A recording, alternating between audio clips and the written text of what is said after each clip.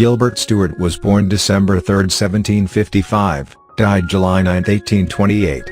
He was an American painter born in the Rhode Island Colony who is widely considered one of America's foremost portraitists. His best-known work is an unfinished portrait of George Washington, begun in 1796, which is usually referred to as the Athenaeum Portrait. Stuart retained the original and used it to paint scores of copies that were commissioned by patrons in America and abroad. The image of George Washington featured in the painting has appeared on the United States $1 bill for more than a century and on various postage stamps of the 19th century and early 20th century. Stuart produced portraits of about 1,000 people, including the first 6 presidents. His work can be found today at art museums throughout the United States and the United Kingdom, including the Metropolitan Museum of Art and Frick Collection in New York City, the National Gallery of Art in Washington, D.C., the Philadelphia Museum of Art in Philadelphia, the National Portrait Gallery in London, Worcester Art Museum in Worcester, Massachusetts, and the Boston Museum of Fine Arts.